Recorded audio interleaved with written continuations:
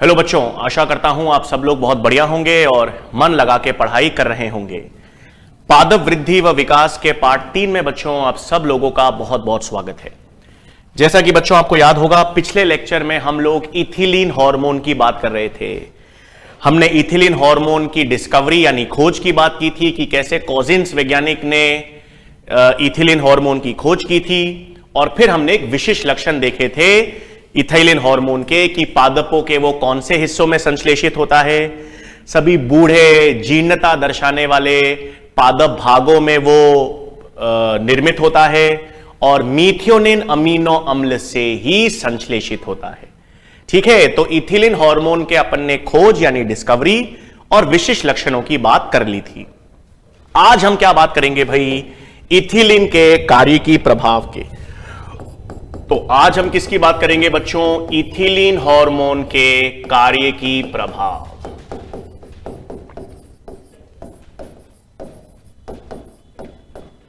ठीक है, तो सबसे पहली चीज याद रखनी है बच्चों, सबसे प्रमुख चीज जो इथिलीन हार्मोन करता है वो फल पकने में काम करता है। इथिलीन हार्मोन का सबसे प्रमुख कार्य फ्रूट राइपनिंग में या फल पकने में होता है। तो सबसे प्रमुख काम इथिलीन हार्मोन का किसमें हो गया बच्चों? फल परिपक्वन यानी फ्रूट राइपनिंग में प्रमुख कार्य है। तो फल पकने में, फ्रूट राइपनिंग में प्रमुख रूप से कौन सा हार्मोन काम करता है? Ethylene hormone. ठीक है, फिर दूसरी चीज याद रखनी है बच्चों, एक इथाइलिन या इथिलीन हार्मोन का एक व्यावसायिक उत्पादक होता है। व्यावसायिक उत्पादक या जिसे हम कहते हैं कमर्शियल उत्पादक, जिसे हम किस नाम से जानते हैं बच्चों? एथेफोन के नाम से। ठीक है, तो बड़े स्तर पर इस एथेफोन, इसमें इथिलीन गैस ही है, तो ये बड़े बड़े खेतों में छिड़का जाता है, हेलीकॉप्टर से छिड़का जाता है ताकि बड़े स्तर पर फसलों को एक साथ पका सके, है ना। अगर आपको बड़े स्तर पर फ्रूट राइपनिंग करनी है, बड़े स्तर पर खेतों में फल को पकाना है, तो हम इथिलीन गैस को व्यापक स्तर पे यूज करते हैं, बड़े स्तर पर उसको यूज करते हैं, जिसे क्या कहते हैं? एथेफोन।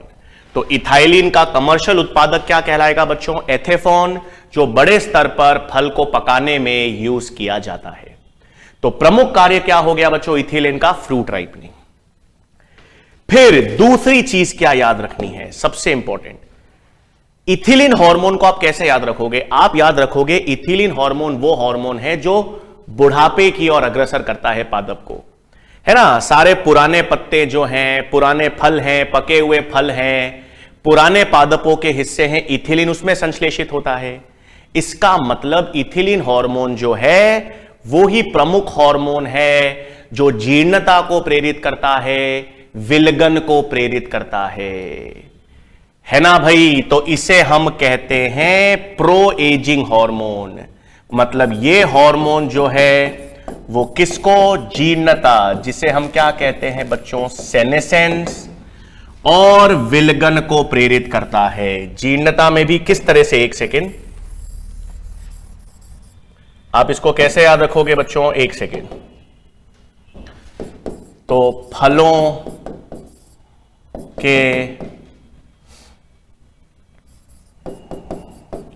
पुष्पों के जीर्णता को प्रेरित करता है। ठीक है, पत्तियों के विलगन को प्रेरित करता है। नेक्स्ट कार्य क्या है भाई? सबसे प्रमुख पत्तियों के विलगन को प्रेरित करता है। अब एक चीज याद रखेंगे सर, विलगन तो एब्सिसिक अम्ल में भी पढ़ा था अपन ने। विलगन को प्रेरित तो एब्सिसिक अम्ल भी करता है। एब्सिसिक अम्ल केवल प्रतिकूल परिस्थितियों में करेगा। अगर सवाल आ जाता है, आपके पास प्रश्न आ जाता है कि मुख्य विलगन करने वाला हार्मोन, एब्सिशन को प्रेरित करने वाला हार्मोन प्रमुख कौन सा है, तो जवाब क्या करेंगे बच्चों? इथिलीन। इथिलीन प्रमुख हार्मोन है जो पत्तियों के विलगन को प्रेरित करता है। तो सबसे प्रमुख हार्मोन जो पत्तियों के विलगन या पत्तियों के एब्सिशन को प्रमोट करेगा, है ना। पत्तियों के विलगन या एब्सिशन को प्रमोट करने वाला प्रमुख हार्मोन इथिलीन होगा, एब्सिसिक अम्ल नहीं होगा। क्यों नहीं होगा? क्योंकि एब्सिसिक अम्ल केवल प्रतिकूल परिस्थितियों में काम करेगा। सामान्य अवस्था में पादप के अंग बूढ़े हो रहे हैं, पादप की पत्तियां बूढ़ी हो रही हैं और बूढ़ी होकर विलगित हो रही हैं। इसका प्रमुख कारण कौन सा हार्मोन है? इथिलीन। कौन सा आंसर करेंगे? Ethylene hormone. ठीक है, अब इसमें क्या होता है बच्चों? हां, एनसीईआरटी में एक पॉइंट है चौथा। इथिलीन हार्मोन जो है ना, इथिलीन हार्मोन कॉटन यानी कपास, चेरी और वॉलनट्स, वॉलनट का मतलब पता है ना बच्चों, अखरोट। तो कॉटन, चेरी और अखरोट जैसे पादपों में फलों की थिनिंग करता है। इथिलीन कॉटन, चेरी, वॉलनट जैसे पादपों में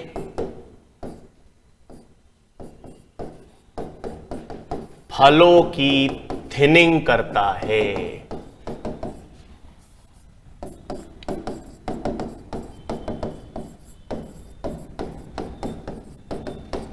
अब फलों की थिनिंग करता है, इसका तात्पर्य क्या है? इसका मतलब जो पुराने फल हैं, पुरानी पत्तियां हैं, उनको विलगित कर देता है। जो पुराने फल हैं, पुरानी पत्तियां हैं, उनको मुख्य पादप से हटा देता है, गिरा देता है। क्यों? ताकि नए वर्ष में अगली बार नई पत्तियां, नए फल उग सकें, है ना। जो बहुवर्षीय पादप होते हैं बच्चों, उनमें क्या होगा? हर साल फल और पत्तियां लगेंगी, फिर वो पत्तियां पुरानी हो जाएंगी, फल पुराने हो जाएंगे, पक जाएंगे, गिर जाएंगे। गिरने के बाद फिर नई पत्तियां, नए फल आएंगे। तो इस प्रक्रिया को कहते हैं फलों की थिनिंग। मतलब पुराने फल, पुरानी पत्तियों का विलगन हो जाएगा और विलगन हो जाने के बाद नए पत्तियां और नए फल आ जाएंगे। तो इथाइलिन हार्मोन, इथिलीन हार्मोन क्या करता है बच्चों? कॉटन, चेरी, वॉलनट जैसे पादपों में फलों की थिनिंग करता है, यानी पुरानी पत्ती व फलों का विलगन प्रेरित करता है। और क्यों प्रेरित करता है पुरानी पत्तियों और फलों का विलगन? ताकि नई पत्तियां और नए फल आ सके। इसे हम थिनिंग ऑफ फ्रूट्स या फलों की थिनिंग कहते हैं। ठीक है बच्चों, फिर नेक्स्ट काम। तो बुढ़ापे में जीर्णता, विलगन, ये सब कौन कर रहा है? इथाइलिन। अब इथाइलिन वृद्धि प्रेरक भी होता है। तो वृद्धि प्रेरक का मतलब क्या है? ये मूल रोम और मूल वृद्धि को प्रेरित करता है। तो मूल वृद्धि व मूल रोम की वृद्धि को प्रेरित करता है।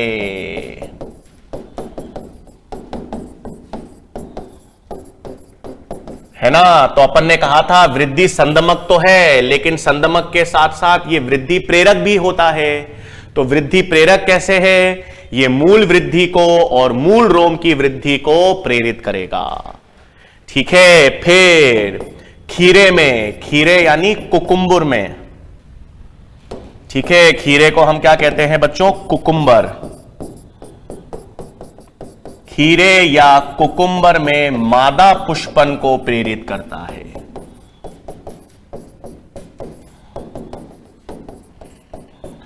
तो खीरे पादपों में मादा पुष्पन को प्रेरित भी कौन करेगा? इथिलीन प्रेरित करेगा।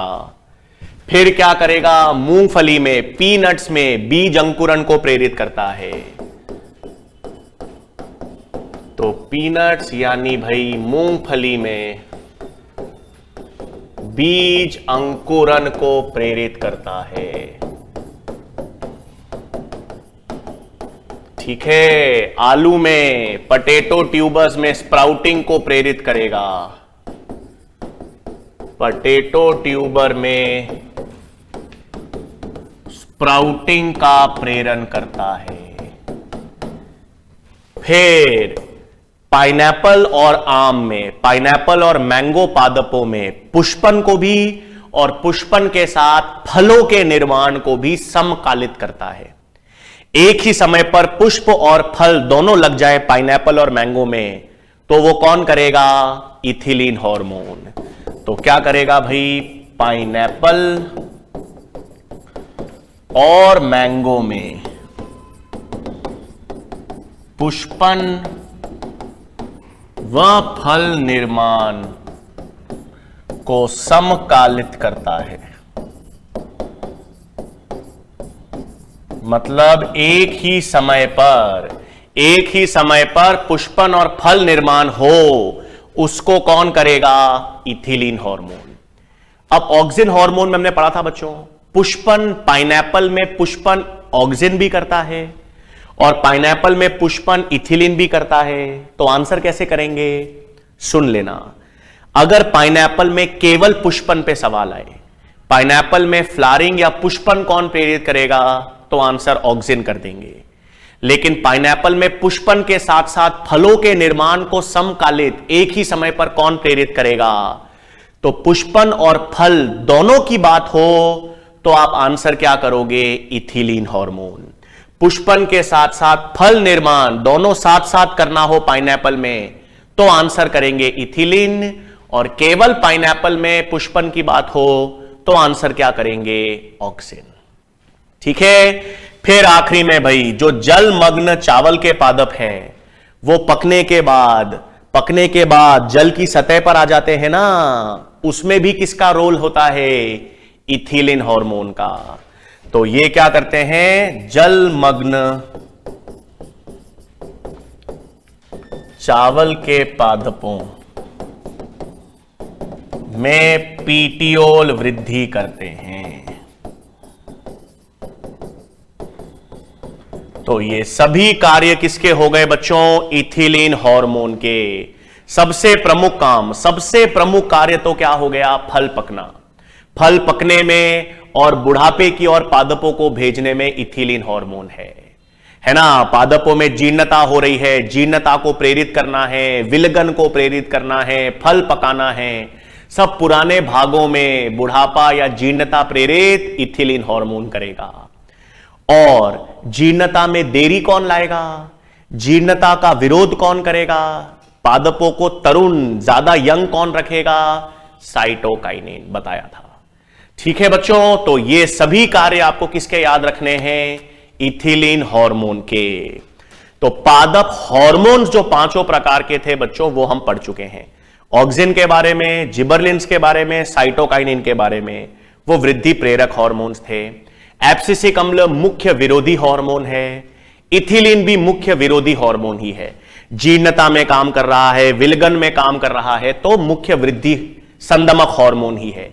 लेकिन किसी में बीज अंकुरन प्रेरित करता है, मूल की वृद्धि को प्रेरित करता है, इसलिए हम इसको वृद्धि प्रेरक और वृद्धि संदमक दोनों हार्मोन्स के रूप में याद रखते हैं। ठीक है बच्चों, तो ये तो अपन ने किसकी बात कर ली? पादप वृद्धि हार्मोन्स की। हार्मोन्स की हमने बात कर ली। अब दूसरे भाग की बात करें इस चैप्टर में, तो अब हमारे पास क्या आता है? प्लांट ग्रोथ, या जिसे हम क्या कहते हैं? पादप वृद्धि, है ना भाई। तो अब हम किसकी बात करेंगे? पादप वृद्धि की या ग्रोथ की बात करेंगे। अब पादप वृद्धि पढ़ने से पहले हमको ग्रोथ या वृद्धि के बारे में पता होना चाहिए, मतलब क्या है। तो ग्रोथ का मतलब क्या होता है बच्चों? सुनो, ग्रोथ का मतलब है इंक्रीज यानी बढ़ोतरी। तो जब एक कोई भी कोशिका है, कोशिका के साइज में यानी कोशिका के आकार में या कोशिका के आयतन में अगर बढ़ोतरी हो रही है, कोई भी कोशिका की संख्या या कोशिका का आकार या कोशिका का आयतन बढ़ रहा है, तो कोशिका की संख्या, कोशिका का आकार या कोशिका के आयतन में जो बढ़ोतरी होती है उसे अपन वृद्धि कहते हैं। अब यह वृद्धि जो जीवित सजीव जीवों में होती है, पादपों में होती है, तो यह वृद्धि जो है वो स्थायी होगी यानी परमानेंट होगी। स्थायी यानी परमानेंट होगी और अनउत्क्रमणीय इरिवर्सिबल होगी। भाई आप लकड़ी है, अगर एक लकड़ी या काष्ठ को, वुड को आप पानी में डाल दो तो वो वुड या पानी या जो लकड़ी है वो फूल जाती है, अंतःचूषण से बताया था। लेकिन लकड़ी जो है, काष्ठ जो है, वो सजीव है क्या? उसे आप वृद्धि कहोगे क्या? उसमें भी तो आयतन, वो फूल रहा है, उसके भी तो आयतन में वृद्धि हो रही है, तो आप उसे वृद्धि कहोगे क्या? नहीं। क्यों? क्योंकि वो उत्क्रमणीय है। जब उस लकड़ी से पानी वापस निकल जाएगा तो वो सामान्य आकार में आ जाएगी, तो वो वृद्धि स्थायी नहीं है, अनुत्क्रमणीय नहीं है। तो सजीव की पादपों में जो वृद्धि होती है, जंतुओं में जो वृद्धि होती है, वो स्थायी है। पादप एक बार लंबा होगा तो वापस छोटा होगा क्या? हमारी हाइट बढ़ेगी तो वापस छोटी होगी क्या? नहीं, ये वृद्धि या बढ़ोतरी स्थायी है और अनुत्क्रमणीय है। जो निर्जीव में, पानी, एक काष्ठ में या वुड में, निर्जीव वस्तुओं में जो वृद्धि होती है वो स्थायी नहीं होती या वो उत्क्रमणीय होती है। तो जीवित की, पादपों में और जंतुओं की वृद्धि हमेशा स्थायी होगी, अनुत्क्रमणीय होगी और उसमें उपापचय भी होगा। अगर वृद्धि हो रही है, कोशिका का आकार बढ़ रहा है, संख्या बढ़ रही है, तो चीजों का निर्माण हो रहा है या चीजें टूट रही हैं। तो निर्माण हो रहा है उपचय, चीजें टूट रही हैं अपचय, मतलब उपापचय से संबंधित है। तो पादप वृद्धि हो या जंतुओं की वृद्धि हो, कभी भी लिविंग ऑर्गेनिज्म, सजीवों में जो वृद्धि होगी वो परमानेंट, स्थायी होगी, अनुत्क्रमणीय, इरिवर्सिबल होगी और उसमें उपापचय देखा जाएगा। निर्जीव वस्तुओं, अगर कोई निर्जीव वस्तु है जिसका आयतन बढ़ रहा है, जिसका आकार बढ़ रहा है, तो या तो वो स्थायी नहीं होगा या वो उत्क्रमणीय होगा और उसमें उपापचय तो कदापि नहीं होगा। तो अगर कोई काष्ठ या वुड का आयतन बढ़ रहा है, कोई निर्जीव वस्तु की साइज बढ़ रही है, तो उसमें उपापचय नहीं होगा। वो हो सकता है उत्क्रमणीय हो या अस्थायी हो। ठीक है, तो पादपों में वृद्धि क्या हो गई भाई? पादपों में वृद्धि हो गई कोशिका, उत्तक या अंग में होने वाली स्थायी यानी परमानेंट, अनुत्क्रमणीय यानी इरिवर्सिबल बढ़ोतरी।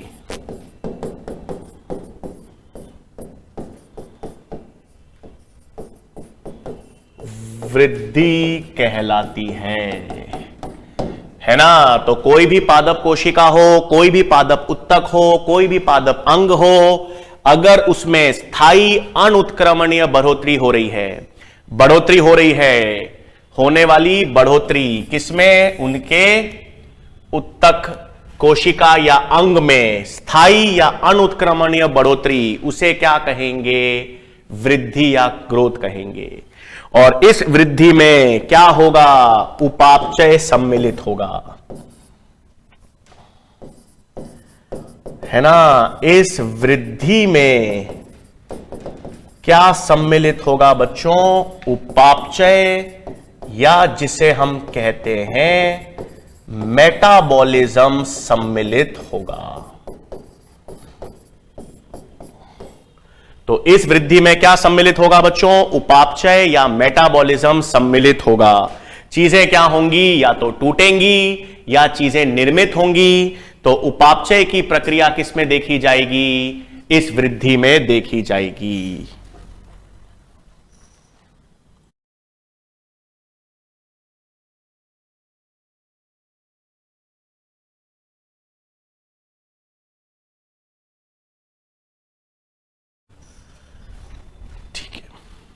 ठीक है बच्चों, तो वृद्धि जो है, जो पादपों में वृद्धि है या सजीव लिविंग ऑर्गेनिजम्स में वृद्धि है, उसमें उपापचय क्या होगा? सम्मिलित होगा। ठीक है, अब क्योंकि यह चैप्टर पादप से संबंधित है तो हम पादप वृद्धि के लक्षण देखेंगे, है ना भाई? अब हम किसकी बात करेंगे? पादप वृद्धि के लक्षण की। तो पहली चीज याद रखनी है बच्चों, पादप वृद्धि के लक्षण में हम दो चीजें या दो लक्षण पढ़ते हैं। एक तो पादप वृद्धि जो है वो ओपन ग्रोथ का उदाहरण है, खुली प्रकार की वृद्धि है, और खुली प्रकार की वृद्धि के साथ साथ इनडिटर्मिनेट वृद्धि है ना। तो एनसीईआरटी में ये दो शब्द लिखे हुए हैं भाई। पादप वृद्धि की बात करें, पादप वृद्धि की तुलना करें तो पादप वृद्धि को हम खुले प्रकार की वृद्धि कहेंगे, ओपन फॉर्म ऑफ ग्रोथ, और इनडिटर्मिनेट ग्रोथ। इसका मतलब पादप की जो वृद्धि है वो जीवन भर चलती रहती है। हां, पूरे जीवन काल में पादप वृद्धि दर्शाता रहता है। अब कैसे सर? पादपों की लंबाई तो एक सीमा तक बढ़ती है, उसके बाद नहीं बढ़ती। तो पादप में एक तो पादप की लंबाई या हाइट बढ़ती है, बिल्कुल, लेकिन एक समय के पश्चात पादपों की चौड़ाई भी तो बढ़ती है। तो पादपों में लंबाई जब होती है, लंबाई बढ़ती है, तो उसे प्राथमिक वृद्धि कहते हैं। यह अपन आंतरिकी एनाटॉमी में पढ़ेंगे बच्चों। जब हम प्लांट एनाटॉमी वाला चैप्टर पढ़ेंगे ना, उसमें यह प्राथमिक वृद्धि द्वितीयक वृद्धि जरूर पढ़ाऊंगा। बट अभी के लिए ध्यान रखना, पादपों की अगर लंबाई बढ़ रही है, पादप लंबा बढ़ रहा है, तो वो प्राथमिक वृद्धि है। और पादप जब चौड़ाई में बढ़ रहा है, पादप चौड़ा हो रहा है, होता है ना, जब तना होता है बच्चों, जब पादप छोटा होता है तो उसका तना हरा होता है और पतला होता है। फिर जैसे जैसे पादप बड़ा होने लगता है, वृक्ष का रूप लेने लगता है, तो वो तना चौड़ा हो जाता है, भूरा हो जाता है। तो चौड़ाई बढ़ रही है, उसे द्वितीयक वृद्धि कहते हैं। पादप में लंबाई बढ़ने को प्राथमिक वृद्धि, चौड़ाई बढ़ने को द्वितीयक वृद्धि कहते हैं, है ना। तो प्राथमिक वृद्धि और द्वितीयक वृद्धि दोनों पादपों में चलती रहती है, जीवन पर्यंत चलती रहती है। इसीलिए पादप वृद्धि को अपन खुले प्रकार की वृद्धि कहते हैं और इनडिटर्मिनेट वृद्धि कहते हैं। फिर प्राथमिक वृद्धि का मतलब क्या है पादपों में? पादपों में प्राथमिक वृद्धि का मतलब क्या है? Primary growth. इसका मतलब पादप की लंबाई या लेंथ में वृद्धि, है ना। प्लांट अगर लंबा हो रहा है, अनुदैर्ध्य वृद्धि दर्शा रहा है, तो वो प्राथमिक वृद्धि है। और अगर पादपों की चौड़ाई बढ़ रही है भाई, चौड़ाई में यानी डायमीटर बढ़ रहा है, तो उसे हम क्या कहते हैं? उसे हम द्वितीयक वृद्धि कहते हैं। तो पादपों की लंबाई बढ़ना प्राथमिक वृद्धि, चौड़ाई बढ़ना द्वितीयक वृद्धि, और यह जीवन पर्यंत चलता रहता है, इसलिए ओपन प्रकार की वृद्धि है, इनडिटर्मिनेट। फिर तीसरी चीज, अगेन ये प्राथमिक वृद्धि द्वितीयक वृद्धि का विस्तार अपन एनाटॉमी में पढ़ेंगे बच्चों, विस्तार बताऊंगा एनाटॉमी में। तीसरी चीज जो याद रखनी है यहां पर बच्चों कि ये वृद्धि पादपों में किस कारण होती है।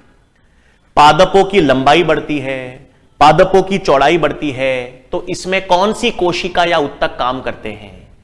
विभज्योतक या मेरिस्टेमेटिक टिश्यू, है ना। जो पादप होते हैं, पादप के अलग अलग भाग में जैसे मूल शीर्ष है, प्ररोशीर्ष है, कलिकाओं का भाग है, ठीक है, यहां पर सब विभज्योतक या मेरिस्टेमेटिक टिश्यूज पाई जाती हैं। ये विभाजन करती हैं, विभाजन से पादपों की लंबाई बढ़ती है। फिर विशेष प्रकार की एधा उत्तक होती हैं, केम्बियम, ये पादपों की चौड़ाई बढ़ाते हैं। चौड़ाई बढ़ाते हैं मतलब द्वितीयक वृद्धि में काम करते हैं। ये भी क्या है? विभज्योतक। तो पादपों में मूल शीर्ष, तने शीर्ष पर शीर्षस्थ विभज्योतक होते हैं, साइड में पार्श्व हिस्सों में पार्श्व विभज्योतक होते हैं, और ये सभी विभज्योतक पादपों की प्राथमिक और द्वितीयक वृद्धि में काम करते हैं। इनमें कोशिकाओं में विभाजन होगा और विभाजन से ये वृद्धि करेंगे। तो ये जितने भी विभज्योतक है ना बच्चों, प्राथमिक विभज्योतक, द्वितीयक विभज्योतक, शीर्षस्थ विभज्योतक, ये सब हम प्लांट एनाटॉमी वाले चैप्टर में पढ़ेंगे, ठीक है। ये जो पादप वृद्धि है, प्राथमिक वृद्धि, द्वितीयक वृद्धि, इसमें विभज्योतक उत्तकें काम करेंगी। ये सब कौन से चैप्टर में पढ़ेंगे? प्लांट एनाटॉमी में। तो अभी के लिए पादपों में वृद्धि हेतु कौन काम करते हैं? मेरिस्टेमेटिक टिश्यूज, जिसे हम कहते हैं विभज्योतक। ये ऐसे उत्तक हैं या कोशिकाओं का समूह है जिनमें विभाजन होता है। विभाजन से पादप की लंबाई बढ़ती है, चौड़ाई बढ़ती है, प्राथमिक और द्वितीयक वृद्धि होती है। तो पादपों में वृद्धि हेतु क्या आवश्यक होते हैं, उपस्थित होते हैं? विभज्योतक उपस्थित होते हैं। ये विभज्योतक कौन कौन से होते हैं, कितने प्रकार के होते हैं, कैसे प्राथमिक और द्वितीयक वृद्धि में काम करेंगे, ये सब अपन प्लांट एनाटॉमी वाले चैप्टर में पढ़ेंगे बच्चों।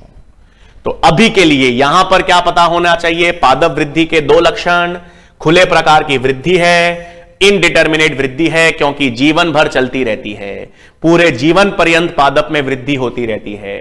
लंबाई बढ़ने को प्राथमिक वृद्धि, चौड़ाई बढ़ने को द्वितीयक वृद्धि, और वृद्धि में कौन सी कोशिकाएं विभाजन दर्शाएंगी, कौन से उत्तक विभाजन दर्शाएंगे, वो है विभज्योतक या मेरिस्टेमेटिक टिश्यूज। ठीक है, तो ये तो पादप वृद्धि के लक्षण देखे। अब पादप वृद्धि को मापा जा सकता है क्या? कैसे मालूम चलेगा कि पादपों में वृद्धि हो रही है? तो वृद्धि मापक क्या है? Measurement of growth. तो अब नेक्स्ट टॉपिक क्या है भाई अपने पास? मेजरमेंट ऑफ प्लांट ग्रोथ, वृद्धि का मापन। तो सबसे पहले बच्चों एक यंत्र होता है या एक इंस्ट्रूमेंट होता है जिससे हम पादप वृद्धि को माप सकते हैं। तो जिस इंस्ट्रूमेंट या यंत्र के द्वारा हम पादप वृद्धि को माप सकते हैं ना, उस यंत्र को हम ऑक्जेनोमीटर कहते हैं। उसको हम किस नाम से जानते हैं बच्चों? मैंने याद है ऑक्सिन बताया था बच्चों आपको। तो ऑक्सिन का मतलब ही क्या था? ऑक्सिन का मतलब ही याद है ना? ऑक्सिन का मतलब था ग्रो करना, वृद्धि करना। तो वृद्धि के मापन में जो हम यंत्र या इंस्ट्रूमेंट यूज करते हैं उसे हम क्या कहते हैं? ऑक्जेनोमीटर कहते हैं, क्योंकि ऑक्सो का मतलब ही वृद्धि से संबंधित है। तो पादप वृद्धि को मापने वाला प्रमुख यंत्र क्या होता है? ऑक्जेनोमीटर। अब कैसे वृद्धि को माप सकते हो? आपसे पूछा जाए पादप की वृद्धि को आप कैसे मापोगे? तो सबसे पहली चीज, अगर पादपों में कोशिका की संख्या बढ़ रही है, पादपों में कोशिका की संख्या बढ़ रही है तो वृद्धि है। बिल्कुल सही। तो अगर पादपों में पादपों में यदि कोशिका की संख्या बढ़ रही है बच्चों, कोशिका की संख्या में बढ़ोतरी हो रही है, तो यह भी एक वृद्धि का सूचक है। इससे भी आप वृद्धि माप सकते हो। फिर कोशिका की संख्या ना बढ़कर कोशिका की साइज बढ़ रही है, कोशिका का आकार बढ़ रहा है, तो वो भी वृद्धि है ना? तो कोशिका के आकार यानी साइज में बढ़ोतरी, ये भी एक वृद्धि है। तो पादपों में कोशिका की संख्या बढ़ रही है, वो भी वृद्धि है। कोशिका के आकार, साइज बढ़ रही है, वो भी वृद्धि है। अच्छा, आपको मैंने एक पादप कोशिका दे दी और मैंने आपसे कहा कि ये एक पादप कोशिका है, इसमें पता करो वृद्धि। कैसे पता करोगे? ये पादप कोशिका में वृद्धि हो रही है या नहीं, कैसे पता करोगे? तो अगर उस पादप कोशिका के अंदर जीव द्रव्य की मात्रा बढ़ रही है, अगर उस पादप कोशिका में जीव द्रव्य की मात्रा बढ़ रही है, मतलब अंदर कुछ संश्लेषण हो रहा होगा, तो वो भी क्या है? वृद्धि, है ना? तो जीव द्रव्य की वृद्धि, जीव द्रव्य की वृद्धि यानी प्रोटोप्लाज्म अगर इंक्रीज हो रहा है कोशिका में तो उसे भी क्या कहोगे? वृद्धि कहोगे। फिर पादप की पत्तियां हैं, पादप की पत्तियों का क्षेत्रफल सरफेस एरिया बढ़ रहा है, वो भी एक प्रकार की वृद्धि है। पराग नलिका, पराग नलिका की लंबाई बढ़ती है। पादपों में जनन में पढ़ेंगे हम, पादपों के जनन में पराग नलिकाएं जो होती हैं नर युग्मक को लेकर जाती हैं, तो पराग नलिका की लंबाई बढ़ना वो भी वृद्धि है। बीज अंकुरण होता है, बीज अंकुरण के दौरान उसका भार बढ़ जाता है, तो बीज अंकुरण के दौरान जो उसका वेट या भार में वृद्धि हो रही है वो भी प्लांट ग्रोथ का उदाहरण है ना। तो ये सब क्या हो गया भाई? पादपों में पत्तियों के क्षेत्रफल में बढ़ोतरी,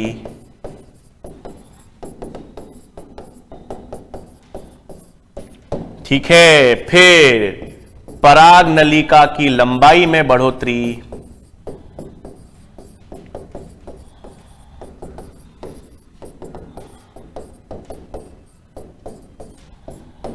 ठीक है। बहुत आसान चीजें हैं बच्चों, इसमें कोई प्रॉब्लम नहीं है। और फाइनली बीज अंकुरण में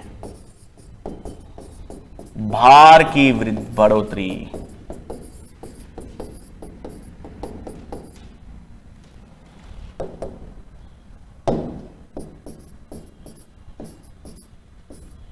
ये सब किसका उदाहरण हो गया बच्चों? ये सब वृद्धि के मापन हैं। कैसे आप मालूम चलोगे? आपको ऐसी कौन कौन सी सूचनाएं, ऐसे कौन कौन से सूचक आपको पता चलेंगे, ऐसे कौन कौन सी सूचनाएं हैं जिससे मालूम चलेगा कि वृद्धि हो रही है? तो अगर कोशिका की संख्या बढ़ रही है तो वो वृद्धि है, कोशिका का आकार बढ़ रहा है तो वो वृद्धि है, कोशिका में जीव द्रव्य की मात्रा बढ़ रही है तो वो वृद्धि है, पत्तियों का क्षेत्रफल, पराग नलिका की लंबाई या बीज अंकुरण के दौरान भार बढ़ रहा है, तो ये सब क्या हैं? ये सब वृद्धि के सूचक हैं। इस सब प्रकारों से आप वृद्धि को माप सकते हो, ठीक है भाई। तो ये तो बात हो गई वृद्धि के मापन की। फिर वृद्धि के लिए आवश्यक कारक की बात करेंगे, ठीक है। तो अब क्या है भाई? नेक्स्ट, वृद्धि के लिए आवश्यक कारक, ठीक है। तो हम कौन कौन से वृद्धि के लिए जो कारक हैं, कौन कौन से वृद्धि के लिए आवश्यक कारक हैं उसकी बात करेंगे। अब चार प्रमुख कारक हैं जो वृद्धि के लिए आवश्यक होते हैं, ध्यान रखना है, बहुत आसान है। कौन कौन से चार कारक हैं बच्चों? जल, ऑक्सीजन, पोषण और तापमान, है ना भाई। चार प्रमुख कारक हैं जो वृद्धि के लिए आवश्यक होते हैं। तो चार प्रमुख कारक जो वृद्धि के लिए आवश्यक हैं: जल, ऑक्सीजन, पोषण, तापमान। जल क्यों चाहिए? एंजाइम्स जब क्रिया करेंगी तो एंजाइम सूखे में तो क्रिया करेंगी नहीं, एंजाइम को क्रिया के लिए जल चाहिए। जल के कारण ही पादप कोशिका या कोई भी कोशिका स्फीत होती है ना। तो कोशिका की स्फीतता के लिए, एंजाइम क्रिया के लिए किसकी आवश्यकता? जल की। तो जल किस लिए चाहिए भाई? जल चाहिए कोशिका की स्फीतता के लिए, यानी टर्जिडिटी के लिए एवं एंजाइम क्रिया के लिए।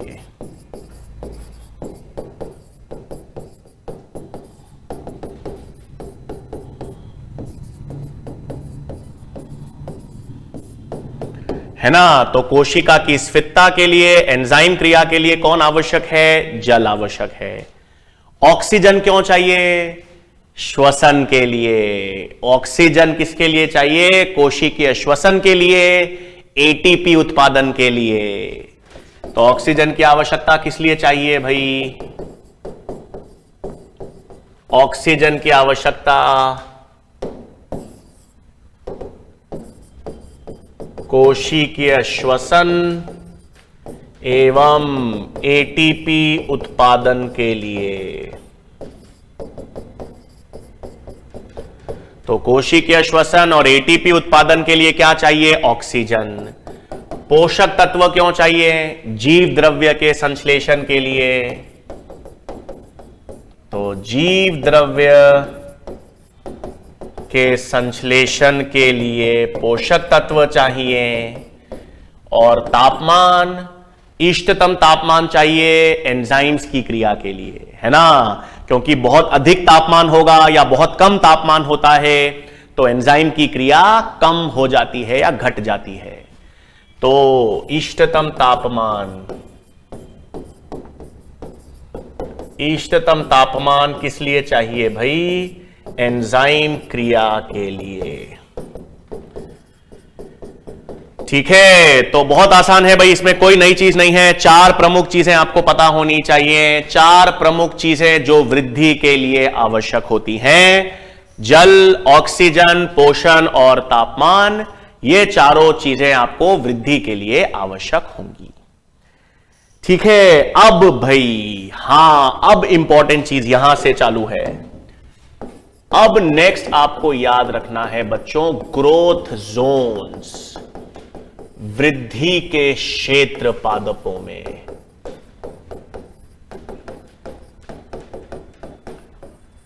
ठीक है, अब ध्यान देंगे बच्चों, ये बहुत इंपॉर्टेंट है। और सवाल देखो, इस चैप्टर में या तो सवाल पादप हार्मोन से आता है, 95% केसेस में इस चैप्टर से सवाल पादप हार्मोन से आता है।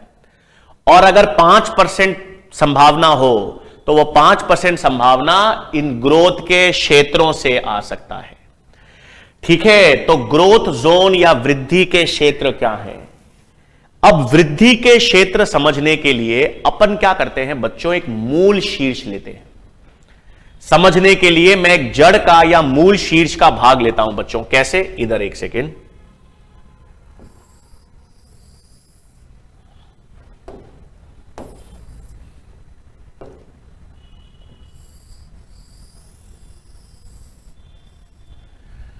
ठीक है बच्चों, ये मैंने एक मूल शीर्ष का हिस्सा ले लिया। जड़ होती है हमारी, जड़ या मूल, रूट्स, उसका एक शीर्ष वाला हिस्सा ले लिया।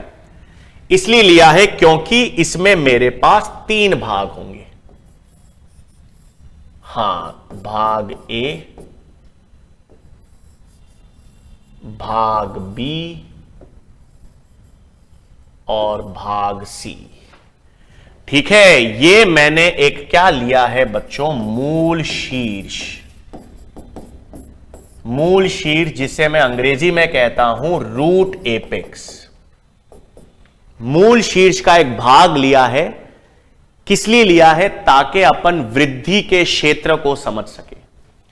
तो वृद्धि के अलग अलग क्षेत्र, मतलब आपको इतना तो समझ आ गया होगा कि वृद्धि के 3 क्षेत्र होंगे। सबसे नीचे वाला ए वाला हिस्सा, बी और सी। तो क्या है वृद्धि या ग्रोथ क्षेत्र में? सबसे पहले ए वाला हिस्सा होता है zone of meristem. Zone of meristematic या डिवीजन, यानी ये विभाजन का क्षेत्र है।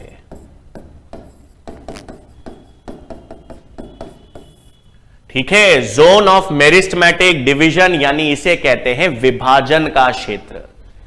इसका मतलब ये सबसे नीचे वाला जो हिस्सा है, ये जो सबसे नीचे वाला हिस्सा है ए, इसमें विभाजन दर्शाने वाली कोशिकाएं पाई जाएंगी। क्या होगा? ये जो विभाजन या मेरिस्टेमेटिक क्षेत्र है सबसे नीचे वाला, इसमें विभाजन दर्शाने वाली कोशिकाएं पाई जाएंगी। अब सक्रिय रूप से विभाजन दर्शाने वाली कोशिकाएं किसमें पाई जाएंगी? ए क्षेत्र में। अब आप सोचो बच्चों, जो भी कोशिकाएं सक्रिय रूप से विभाजन दर्शा रही होंगी उनमें कोशिका भित्ति पतली होगी, जीव द्रव्य, कोशिका द्रव्य की मात्रा ज्यादा होगी, सुविकसित केंद्रक होगा और कई सारे प्लाज्मोडेस्माटा के कनेक्शंस होंगे। तो जो विभाजन दर्शाने वाला क्षेत्र है विभाजन दर्शाने वाला क्षेत्र मतलब सबसे नीचे वाला क्षेत्र, इसमें कौन सी कोशिकाएं होंगी जो सक्रिय रूप से विभाजन दर्शाएंगी? और सक्रिय रूप से विभाजन दर्शाने वाली कोशिकाओं की भित्ति पतली होगी, केंद्रक विकसित होगा, अधिक मात्रा में जीव द्रव्य होगा और कई सारे पोषक पदार्थों को स्थानांतरण करने के लिए कई सारे प्लास्मोडेस्माटा होंगे। तो मेरिस्मेटिक डिवीजन में क्या लिखें भाई? मेरिस्मेटिक क्षेत्र में क्या है आपके पास? इसमें सक्रिय रूप से विभाजन दर्शाने वाली कोशिकाएं हैं।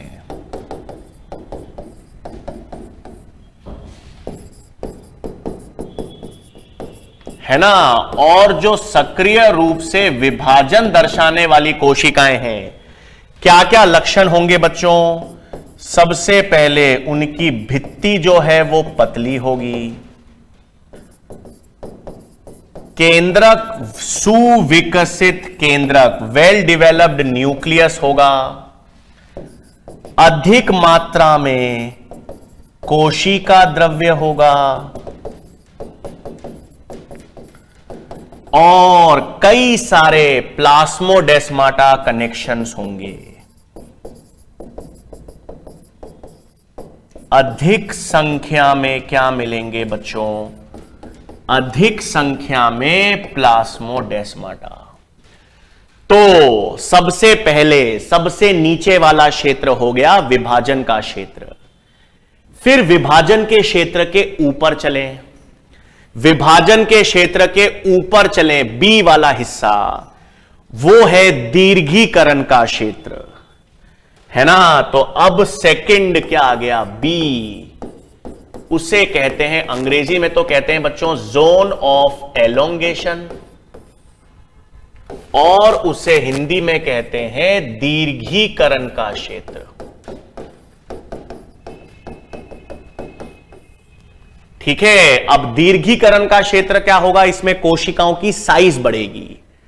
अब कोशिका की साइज बढ़ेगी और रिक्तिका निर्मित होंगी।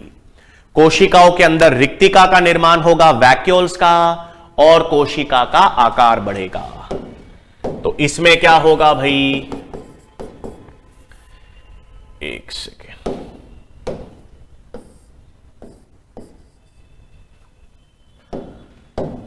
तो यहां पर रिक्तिका यानी वैक्यूल्स का निर्माण, रिक्तिका का निर्माण होगा एवं कोशिका के आकार में वृद्धि होगी, है ना? तो कोशिका के आकार में, कोशिका की साइज बढ़ेगी, आकार में वृद्धि होगी और रिक्तिका का निर्माण होगा दीर्घीकरण के क्षेत्र में। और फाइनली आखिरी, ठीक है, फाइनली आखिरी हिस्सा, ये सबसे ऊपर की तरफ, ये सी भाग, सबसे ऊपर वाला जो क्षेत्र है ना, उसे क्या कहेंगे? परिपक्वन का क्षेत्र या जोन ऑफ मैच्योरेशन। उसे हम कहेंगे जोन ऑफ मैच्योरेशन या परिपक्वन का क्षेत्र। तो परिपक्वन का क्षेत्र या जोन ऑफ मैच्योरेशन।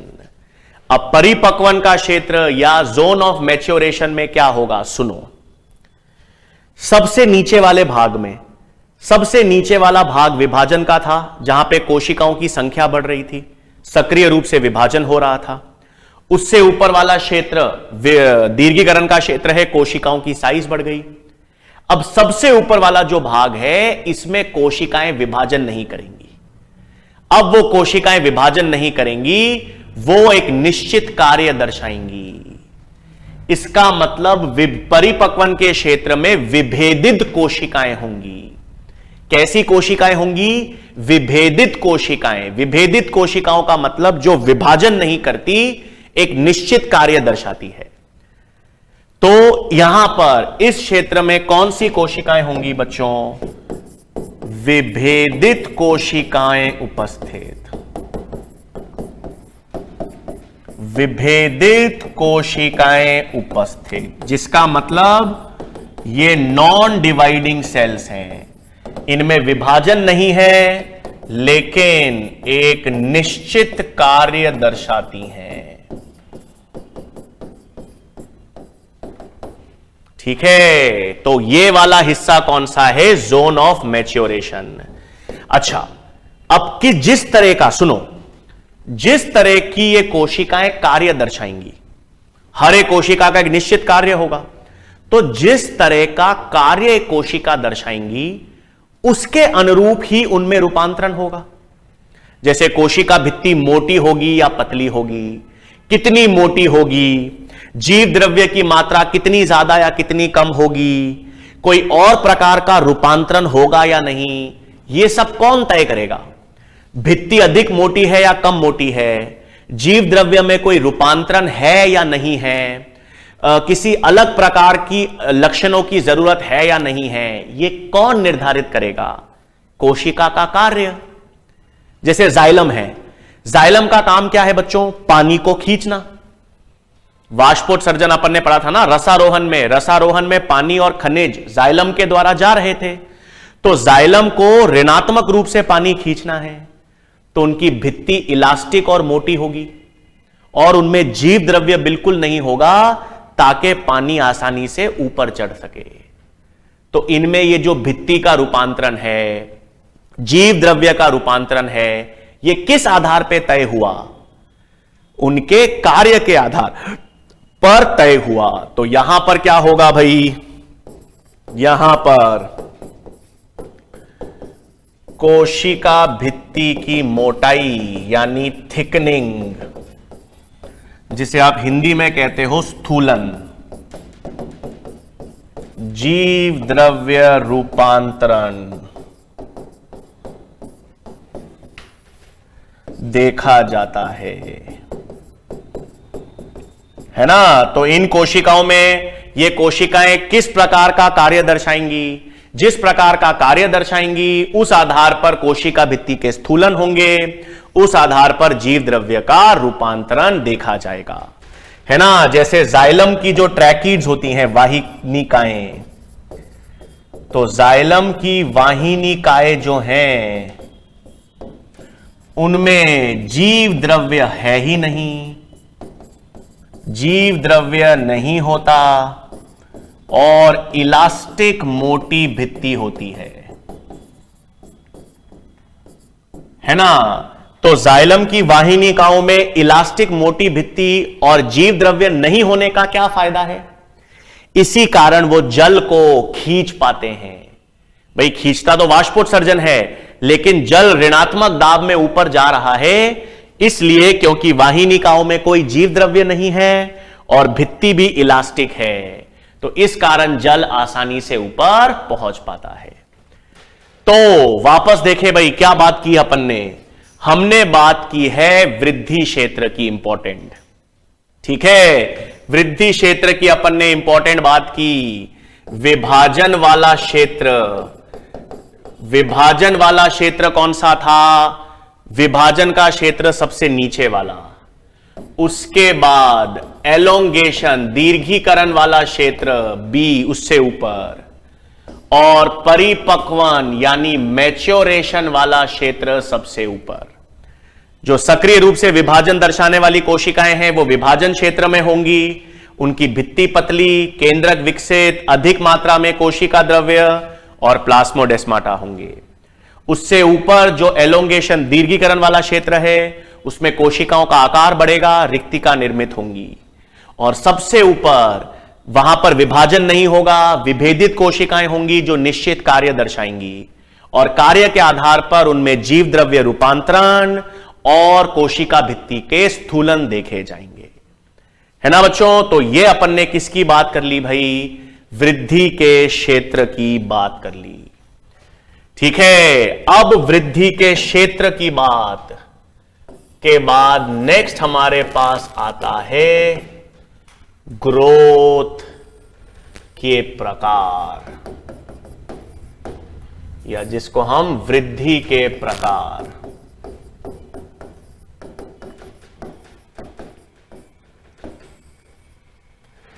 ठीक है। अब वृद्धि के प्रकार में बच्चों हम दो प्रकार की वृद्धि पढ़ेंगे, ठीक है। यह प्रकार की वृद्धि आपको मैंने कोशिका विभाजन में बता रखी है बच्चों, वापस आया यही चीज। इसको हम एक बार तो कोशिका विभाजन में पढ़ चुके हैं।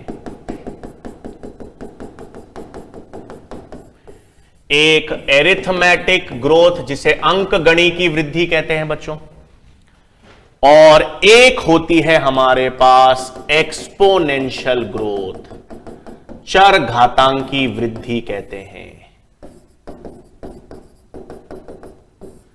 ठीक है। तो दो प्रकार की वृद्धि पादपों में पढ़ेंगे बच्चों अपन। दो प्रकार की वृद्धि कौन सी है पादपों में? दो प्रकार की वृद्धि पादपों में एरिथमेटिक और एक्सपोनेंशियल वृद्धि।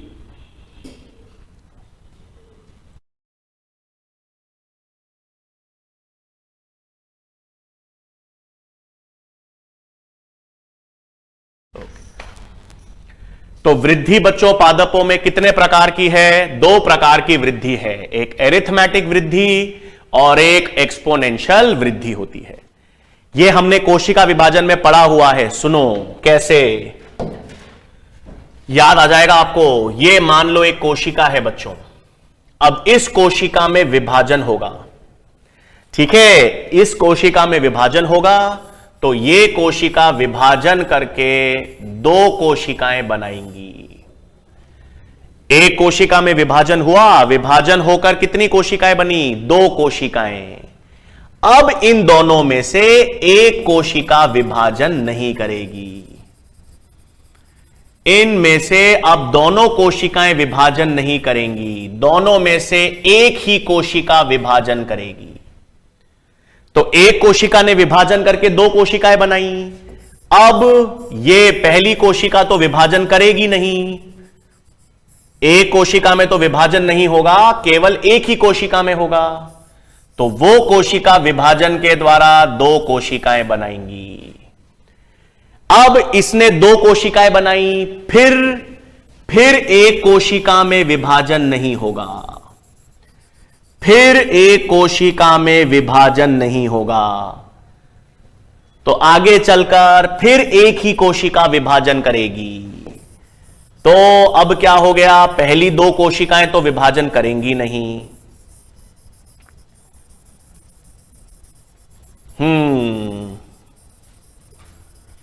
अब ये कोशिका विभाजन करेगी तो ये कोशिका विभाजन से दो और कोशिकाएं बनाएंगी। पढ़ा था सेल डिवीजन में, कोशिका विभाजन में ये बता रखा है। तो इसमें क्या हुआ? एक विभाजन से दो कोशिकाएं बनी, लेकिन दो में से एक ही कोशिका आगे वापस विभाजन करेगी। तो इसने विभाजन किया, फिर दो बनी, उसके बाद फिर एक ही कोशिका विभाजन करेगी। तो एक विभाजन से कितनी कोशिकाएं बनी? दो विभाजन से कितनी कोशिकाएं बनी? तीन विभाजन से कितनी कोशिकाएं बनी? 4। मतलब इस प्रकार के वृद्धि में यदि आपको n कोशिकाएं बनानी हो तो n कोशिकाओं के लिए कितने विभाजन? n-1 विभाजन चाहिए, है ना। तो इस प्रकार की वृद्धि को एरिथमेटिक डिवीजन कहते हैं। एक विभाजन हुआ, दो कोशिकाएं बनी, दोनों कोशिकाएं विभाजन नहीं करेंगी। दो में से एक कोशिका विभाजन नहीं करेगी, केवल एक ही करेगी। फिर अगला विभाजन से दो बनेंगी, फिर उसमें से एक विभाजन करेगी, एक नहीं। तो इस प्रकार से n कोशिकाओं के लिए कितने विभाजन की जरूरत होगी? n-1। ये एरिथमेटिक वृद्धि है। तो इसका ग्राफ बनाएं। इसका ग्राफ कैसे बनेगा बच्चों? सीधी स्ट्रेट लाइन, समय ले लो t और l ले लो लेंथ। तो एक स्ट्रेट लाइन आएगी भाई। कैसी आएगी? Straight line. मतलब लेंथ t समय पर कैसे निकालोगे? इस इक्वेशन से। ये लेंथ t समय पर है, लेंथ प्रारंभिक लेंथ LO का मतलब प्रारंभिक लंबाई, LO का मतलब प्रारंभिक लंबाई है, LT मतलब T समय पर लंबाई है, तो R क्या हो गई? Arithmetic growth. R क्या हो गई भाई? एरिथमेटिक रेट डिवीजन का। और कैसा ग्राफ बनेगा? Straight line. और इस प्रकार का विभाजन कहां देखा जाएगा? मूल दीर्घीकरण में। ऐसा विभाजन कहां देखा जाता है? मूल दीर्घीकरण में देखा जाएगा। ठीक है, कहां देखा जाएगा बच्चों? मूल दीर्घीकरण में देखा जाएगा। तो एरिथमेटिक डिवीजन में n कोशिकाओं के लिए कैसा विभाजन होगा? n-1। ये इसकी ग्राफ कैसे बनेगा? इसका ग्राफ बनेगा स्ट्रेट लाइन। इक्वेशन क्या होगी? लेंथ निकालनी है t समय पर, तो ओरिजिनल लेंथ होगी प्लस RT। हां, कोई न्यूमेरिकल नहीं आता, न्यूमेरिकल तो ये आएगा। n कोशिकाओं के लिए n-1 विभाजन। 128 कोशिकाएं बनानी है, 128 कोशिकाएं एरिथमेटिक डिवीजन में बनानी है। कितने विभाजन चाहिएंगे? 127। इस पे प्रश्न अपन ने न्यूमेरिकल प्रश्न सेल डिवीजन में पढ़ चुके हैं। बहुत सारे सवाल इसको मैंने सेल डिवीजन में कराए हैं बच्चों। फिर दूसरे प्रकार की वृद्धि कौन सी होती है? Exponential growth. दूसरे प्रकार की वृद्धि कौन सी है बच्चों? एक्सपोनेंशियल। हां, ये एक कोशिका विभाजन करेगी, तो विभाजन करेगी तो 2 कोशिकाएं बनेंगी। फिर विभाजन इन दोनों कोशिकाओं में होगा तो 4 कोशिकाएं बनेंगी। फिर ये सभी, इन सभी में विभाजन होगा तो 4 से 8 कोशिकाएं बनेंगी। हां, इस विभाजन को ही क्या कहते हैं? Exponential growth. एक विभाजन हुआ तो 2 कोशिकाएं, 2 विभाजन तो 4, 3 विभाजन तो 8, 4 विभाजन तो 16, 5 विभाजन 32। मतलब यहां पर अगर आपको यहां पर अगर आपको कुल कोशिकाएं निकालनी है ना भाई, यहां पर अगर कुल कोशिकाएं निकालनी है बच्चों, तो सूत्र क्या होगा? 2 की पावर n। कुल कोशिका निकालनी है तो सूत्र क्या होगा? 2 की पावर n। n क्या हो गया? n मतलब कुल विभाजन, है ना भाई? n क्या हो गया? कुल विभाजन। तो एक विभाजन तो 2 कोशिकाएं, 2 विभाजन 4 कोशिकाएं, 3 विभाजन 8 कोशिकाएं, 4 विभाजन 2 की पावर 4 16, 6 विभाजन 2 की पावर 6 64। तो इस तरह के विभाजन को क्या कहेंगे? Exponential growth. अब इसका ग्राफ बनाएं। एक्सपोनेंशियल ग्रोथ का ग्राफ कैसे बनेगा भाई?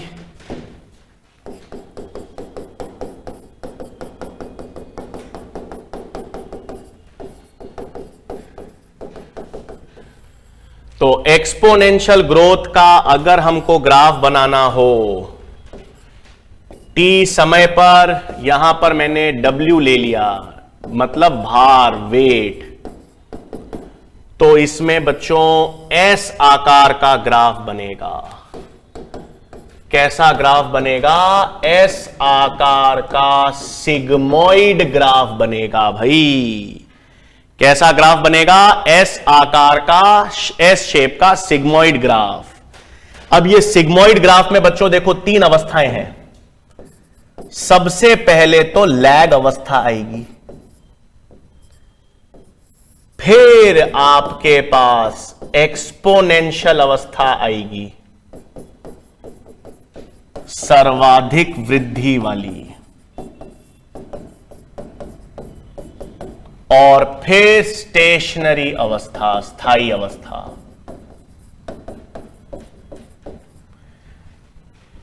कोई भी कोशिका है ना बच्चों, कोई भी कोशिका सीधे विभाजन नहीं करेगी। कोई भी कोशिका सबसे पहले थोड़ा अनुकूलन दर्शाएगी, तो जो अनुकूलन दर्शाने वाली अवस्था है ना, जब कोशिका नए वातावरण के लिए अनुकूलित होगी तो वो लैग अवस्था है, तब वो अधिक वृद्धि नहीं दर्शाएगी। फिर अनुकूलित होने के बाद सर्वाधिक वृद्धि 1 से 2, 2 से 4, 4 से 8, 8 से 16, जो 2 की पावर n वाला सूत्र है वो इस एक्सपोनेंशियल वृद्धि में दर्शाएगा। और धीरे धीरे फिर कोशिकाएं विभाजन कम कर देंगी, कोशिकाएं मृत होने लग जाएंगी। तो जितनी नई बनेंगी उतनी मृत हो जाएंगी। तो कौन सी अवस्था आ जाएगी?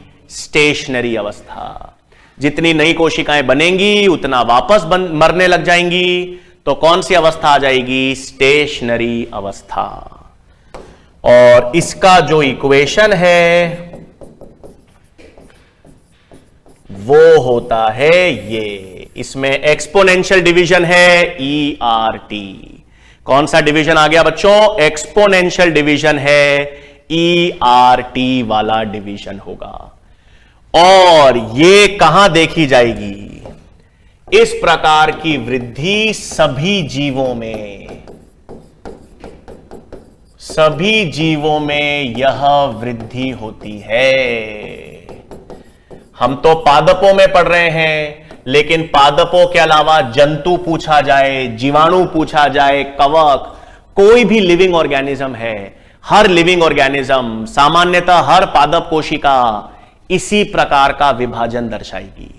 सबसे पहले नए वातावरण में अनुकूलित होंगी, लैग अवस्था, फिर सर्वाधिक विभाजन दर्शाएगी, एक्सपोनेंशियल अवस्था, 1 से 2, 2 से 4, 4 से 8।